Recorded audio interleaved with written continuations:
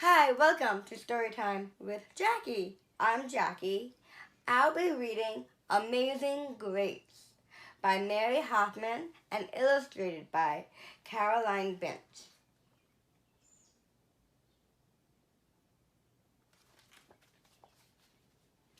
Grace was a girl who loved stories. She didn't mind if they were read to her or told to her or made up in her own head. She didn't care if they were in books or movies or out of Nana's long memory. Grace just loved stories. After she had heard them, and sometimes while they were still going on, Grace would act them out, and she always gave herself the most exciting part.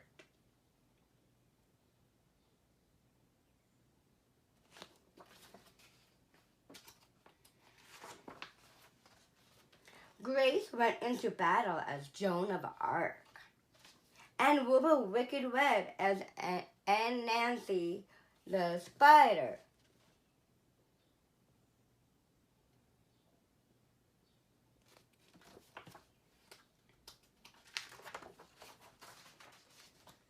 She hid inside the wooden horse at the gates of Troy. She went exploring for lost kingdoms. She sailed the seven seas with a peg leg and a parrot.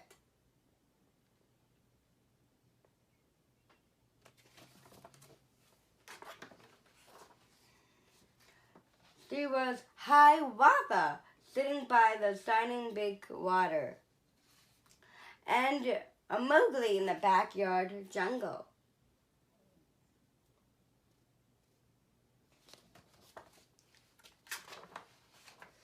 Most of all, Grace loved to act out adventure stories and fairy tales. When there was no one else around, Grace played all the parts herself. She set out to seek her fortune with no companion but her trusty cat, and found a city with streets paved in gold. Or she was Aladdin, rubbing his magic lamp to make the genie appear.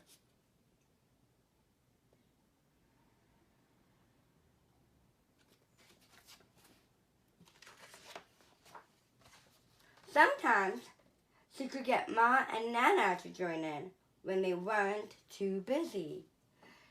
Then she was Dr. Grace, and their lives were in her hands.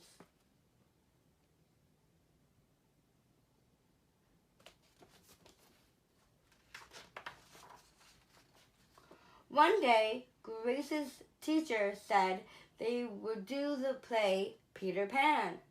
Grace knew who she wanted to be. When she raised her hand, Raj said, "You can't be Peter. That's a boy's name." But Grace kept her hand up. "You can't be Peter Pan," whispered Natalie. "He isn't black." But Grace kept her hand up. "All right," said the teacher. "Lots of you want to be Peter Pan. So we'll have auditions next week to choose parts."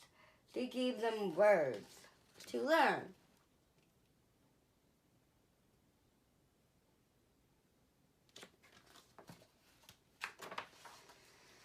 When Grace got home, she seemed sad. "What's the matter?" asked Ma. "Raj said I can't be Peter Pan because I'm a girl." "That just shows what Raj knows," said Ma. "A girl can be Peter Pan if she wants to." Grace cheered up. Then later she remembered something else. "Natalie says I can't be Peter Pan because I'm black," she said. Ma looked angry, but before she could speak, Nana said, "It seems that Natalie's another one who don't know nothing. You can be anything you want, Grace, if you put your mind to it."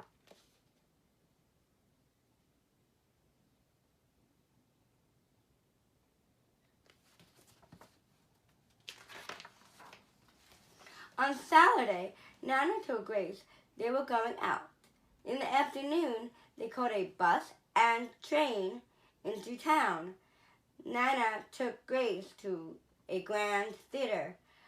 The sign outside read Rosalie Wilkins in Romeo and Juliet in sparkling lights. Are we going to the ballet, Nana? Asked Grace. We are, honey, but first I want you to look at this picture. Grace looked up and saw a beautiful young ballerina in a tutu. Above the dancer it said, Stunning New Juliet.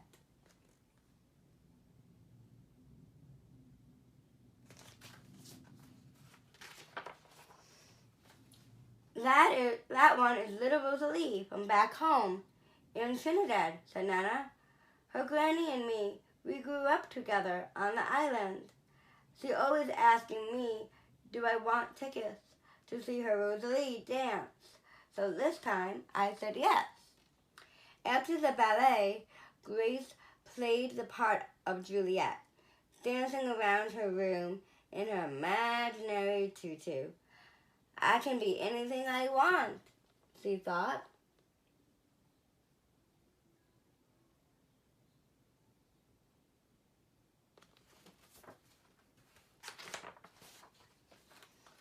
On Monday, the class met for auditions to choose who was best for each part. When it was Grace's turn to be Peter, she knew exactly what to do and all the words to say. She had been Peter Pan all weekend. She took a deep breath and imagined herself flying. When it was time to vote, the class chose Raj to be Captain Hook and Natalie to be Wendy. There was no doubt who would be Peter Pan. Everyone voted for Grace. You were fantastic, whispered Natalie.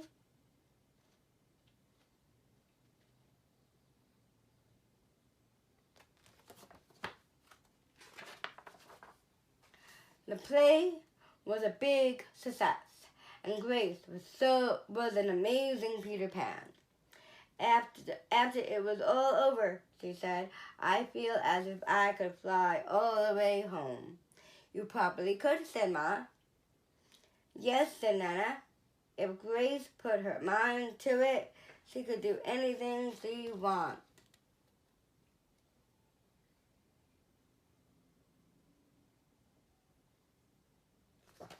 The end. Thank you for joining me.